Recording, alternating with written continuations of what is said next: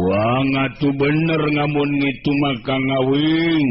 Nerus kumata ngayeuna maksud ngurang Kang Awing-awing. Nu mata kaina Kang keur mikir teh yo. Nah mending kene sarua nuju ka Gunung Halimun atawa mending kene nyangan Saraswati.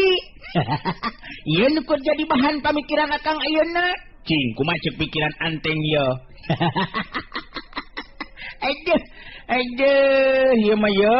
Lain kalakan nyeplak we, aduh ampun yo. Masih kene acan seueuh nikmatnya. Entong itu ngatu Kang Awing-awing. Masuk ngira-ngira bae Kang Awing ke Kang Awing-awing mah nyeplak teh ieu dina leta masih ngene ngarasa pais nauk Kang Awing-awing nikmat. Beus. Entong lain kalakan nikmat yo. Cik Akang bantuan mikir teh kumaha nurutkeun jalan pikiran Anteng.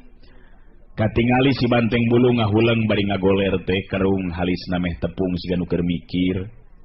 Eta carang meni nepikeun ka karijot kitu siga nu nya keur mikir. Madahal mah geus tunduhnya. Boga oge ari geubeuh teuing geus sian kadut mah lumpatna teh kana tunduh teng. Wah, Kang Awing-awing mah ngosok nyaho-nyaho bae euy. Madahal mah nyang we geus nunduh. Geus ari geus ceuk uing mah kieu Kang Awing-awing. Cikumaha ceng? Dina waktu keur kieu mah Akang oge butuh ku bantuan pamikiran. Sugan nya ieu mah. Anteng dulur Akang bisa mere bolongan. Cikumaha ceng kumaha? Komandon keur bingung ya komandon. Ngari ngecek nguing mah mending kene ngindit ka Gunung Halimun, Kang. Nah, naon sababna make jeung mending kene ka Gunung Halimun? Cing, caritakeun ku Anteng. Kakang, nya da kudu pugu alasanana tuh lamun aya pamikiran sarupa kitu teh kudu pugu dumasar kana tinimbangan kumaha. Cik naon alasanana? Nya ngari ngalasanana mah ngecek nguing mah ngapanan si keling indit ngaitu. Jadi Kang Awing-awing ngapanan bapana nyedengkeun si keling teh kapanan nganakna Kang Awing. Jadi nganak jeung bapa mah ngapanan kudu panggih munduh nepung mokonnya mah. Si ngeling anak Kang Awing-awing bapana si keling itu ngaricek nguing mah Kang Awing-awing. Nyala badio nu matak oge ari awak gede tangih gul tapi jalan pikiran pondok. Atuh eta mah geus teu kudu diomongkeun deui teng. Akang bapana si keling anakna Akang dibulak-balik dekok oge anger eta mah. Anu kudu jadi tinimangan teh naha mending keneh neangan pamajikeun atawa anak kitu Anteng ngomongkeun naon sababna milih ka Gunung Halimun.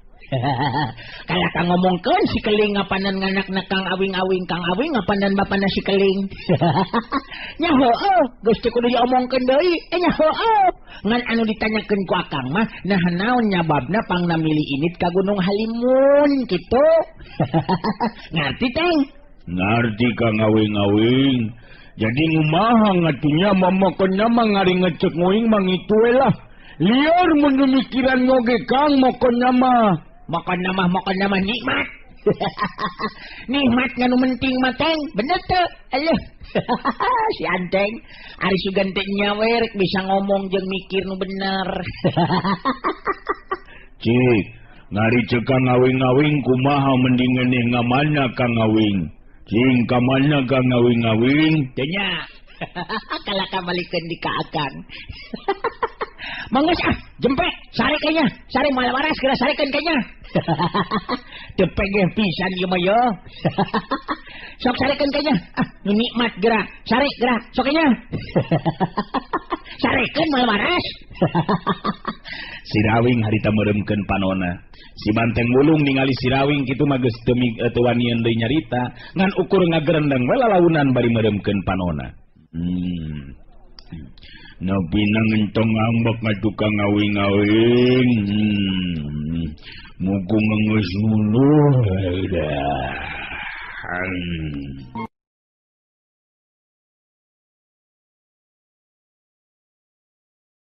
Angin peuting di luar nebak dangdaunan, suara papaes peuting kadenge marengan kana renghapna insan anu ngambah kalam impian. Peuting harita di tempat sejen karaman gempar karoban nu aina milih tempat di alas seredan, katingali kabeh ngariung dariuk dina luhur jukut. Gempar alias Ki Jemros alias Jobros Jem diuk dina luhur eta batu. Dina kayan peuting anu simpe di tempat sejen di alas seredan mah kawilang haneuteun. Lain bae ku cahaya sinar obor tapi caritaan Ki Jemros nu handaruan mepeuskeun ka simpe dina peuting harita.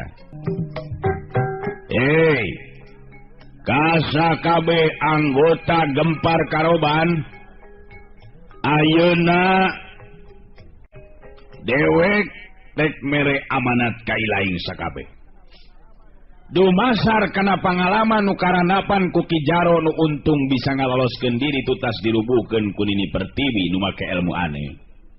Dewek ayeuna jadi boga pikiran anu memang kudu dilaksanakeun ieu hasil pamikiran teh. Ki Jemros alias Gempar eureun heula nyaritana nyelang heula muterkeun paneteupna ka sakabeh anak buahna.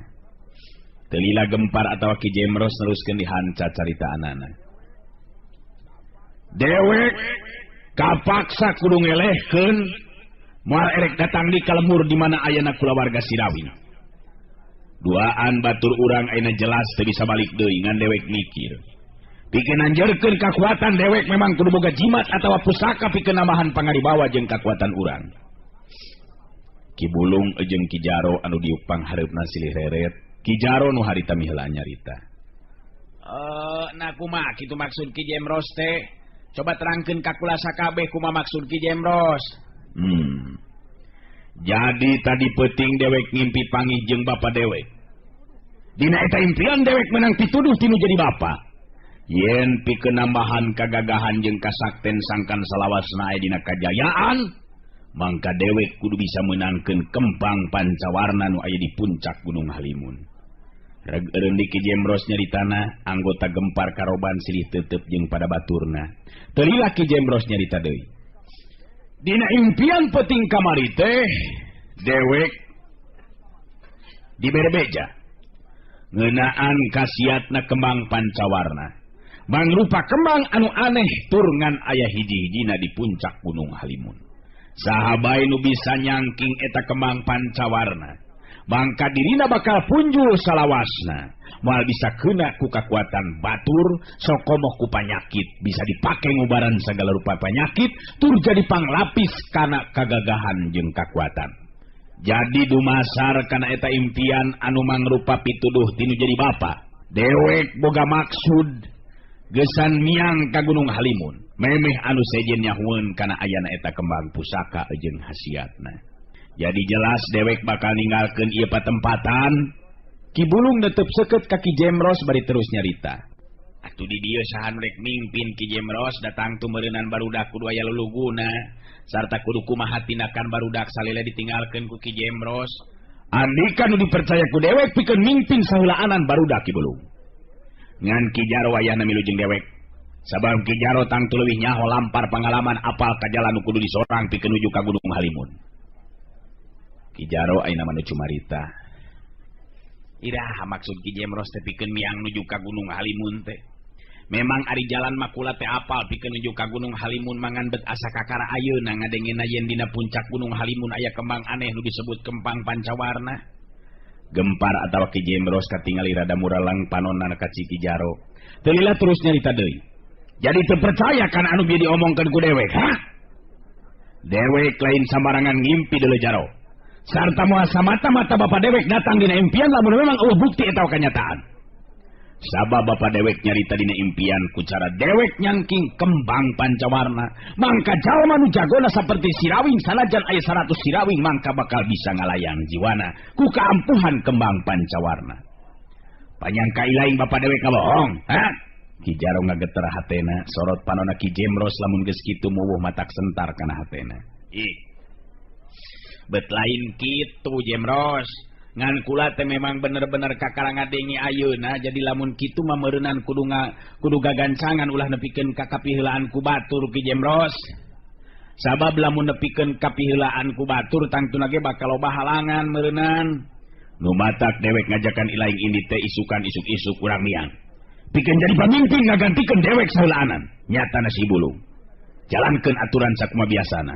Dewek percaya ka maneh Bulung. Ki Bulung sanajan saluhureun Gempar alias Ki Jemros, tapi dina hal ajen pangarti mah memang sahanapeun teu matak aneh lamun harita ungeuk bari nyarita. Segala rupa parentah ti Ki Jemros tangtu bakal dilaksanakeun sakumaha mistina. Muga-muga pamaksudan Ki Jemros oge tinekanan.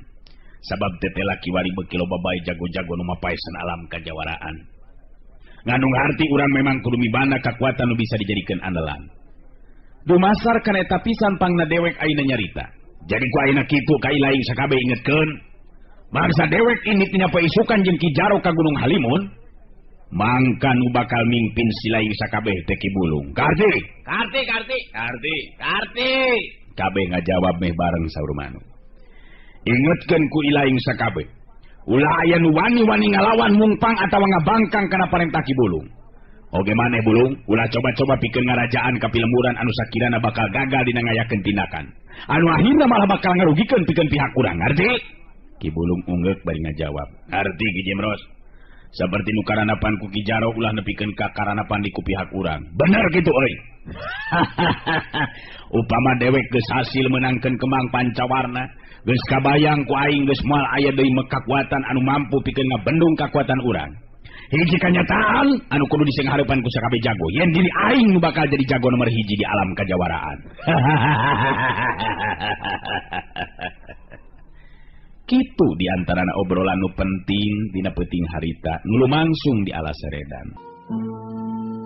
Bareng jeung lumakuna waktu mangsa peuting sirna tembus sinar sang surya, Gempar alias Ki Jemros dibaturan ku Ki Jaro geus kebat lumampah ninggalkeun alas Seredan. Geus nuju ka Gunung Halimun ngahaja mawa Ki Jaro sabab nurutkeun itungan Ki Jemros. Ki Jaro kabilang lampar jeung geus loba pangalaman nu tangtu geus nyaho jalan nu kudu disorang geus nuju ka tempat tujuan. Sedengkeun di lembur Kalingga si Rawing jeung si Banteng Bulung geus beres marandi. Malah geus didaharkeun sagala rupa anu saterusna si Rawing jeung si Banteng Bulung oge Ki Jayaraga katut Ki Enju pada ngariung di tepas imah gunter ngarobrol deui. Kadenge Ki Jayaraga nu cumarita. Jadi Jang Rawing teh saruana dinya. Erek nuju ka Gunung Halimun nurutkeun wewengan Jang Rawing ngeunaan anak kula Marwati nah memang tetep kudu diubaran ku kemang pancawarna. Kekeh Ki Jayaraga meni penasaran hayang dijawab eta ti kuring. Memang bener Ki Jayaraga, kembang pancawarna pikeun diubarkeun ka Nyi Marwati. Nu mata kuring oge sakalian penasaran sugan ngajodo bisa menangkeun eta kembang. Kitu teh Ki Jayaraga. Jadi pituduh gaib anu katarima ku Ki Jayaraga teh memang bener kitu kanyataanana. Anak Ki Jayaraga bisa cager ngan ku eta kembang cenah.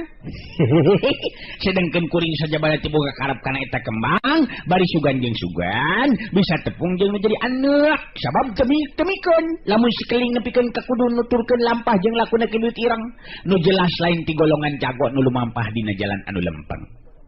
Ki Jayaraga ungut-ungutan tanani ngarti kana caritaan si Rawing. Si Banteng Bulung harita milu nyarita. Madahal mangamun bener-bener ngengke Kang Awing bisa menangkeun kembang mancawarna. Ngejeng di ngawinkeun Kang Aki-ngaki mah mending nih Kang Uing-uing Ki Jaga. Nguing oge masih kene mujangan. Ki Jayaraga seuri bari neuteup ka si Banteng Bulung terus nyarita. Betek teh teuing Jan Banteng pami memang anak kula daekeun mah.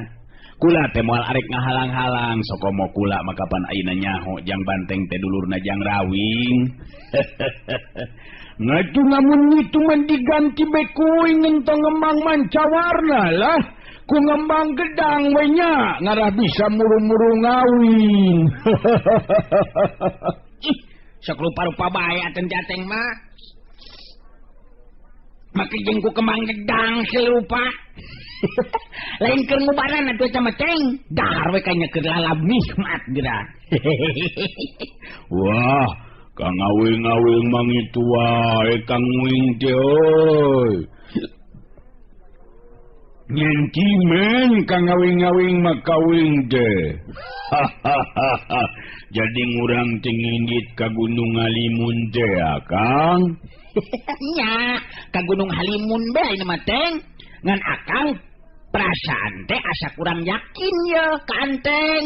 Nah, ngurang yakin kumaha gitu kang ngawing-ngawing. Ngente mercaya ngoing benteng-benteng ngeus dingesian, Kang. Lumpat kana beteng wae si Enteng mah. Maksud Akang teh kuat moal kira-kira naik ka gunung. Gade yo, naik ka gunung lain lawara jeung heureuyan Teng. Hayo namru di jalan Akang ripuh ke. Ki Jaya Raga ngareret ka si Banteng Bulung, terus milu deui mirang almairan caritaan. Bener jeung Banteng. Pikeun lumampah nuju ka Gunung Halimun teh lain lampah anu bisa atawa anu biasa sok disorang upama urang ngambah ka pilemburan.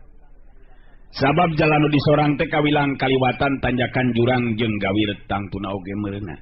Atuh sakirana teu kauntup mah geus we daguan di dieu jang Banteng mah. Nyalain kitu jang Rawing. Bener kitu Teng tah. Kumaha lamun kitu Anteng daguan di dieu. Dengkeun deken. Akang sorangan lumampah ka Gunung Halimun. Kumaha mun kitu Teng? Wah, kang ngawing-ngawing itu euy. Jadi ngamun ngitu mah kang ngawing teh embung dinuturkeun ku nguing-nguing meureunannya. Ngembung dipiluan ku uing, Kang. Mentong itu ngatu kang ngawing-ngawing. Nguing geus janji ngamanna bae ka ngawing init nguing milu ngapanan kitu, Kang. Tuh, dak kitu atuh da Ki Jaya Raga mah. Nyanggeus lah keun bae lah. Hayu ari keukeuh ari milu mah. Ngan kade ye Teng ye, lamun ngarudetkeun di jalan ku Akang ditinggalkeun sia. Akang capek bisa diakod ku Anteng. Lamun Anteng mopo kumaha kakodna cik Akang? Cik bisa teu? Bener teu? Oh, moal uing moal bopo kang ngawing-ngawing. Nu momokon naman najan kana nungtung megawing nyanggup, Kang. Nyaan gede hati euy. Jadi kitu tak Ki Jaya Raga. Kuring ayeuna mah pamitan ye. Sabab terus terang lain baik butuh ku kembang pancawarna pikeun nulungan nyimar batu. Tapi lewisna teh rek nyusulan nu jadi anak kitu. Ki Jaya Raga ungeuk bari nyarita. Nya tuh beral jang Rawing. Muga-muga we jang Rawing anu hasil menangkeun eta kembang. Sabab lamun beunang ku jang Rawing mah kula ngarasa sugema jeung lugina meureunna. Katulungan nya talunganan beunang ku jang Keling atawa Sokomo Ki Buyut Ireng. Geus tangtu bakal nambahan masalah ka diri kula. Bet ari cek kuring mah sanajan nya oge beunang ku si Keling anak kuring atawa ku Ki Buyut Ireng pisan. Caritakeun be, demikeun kitu ari anak kudu dikawinkeun ka aki-aki hideung mah. Komo bari anakna geus ngabangsat mah. Lamun ngamek bejakeun be, cek si Rawing kitu. Nyari harapan kula mau pamajang Rawing nyaho yen kembang pancawarna teh beunang ku jang Keling atawa Ki Buyut Ireng.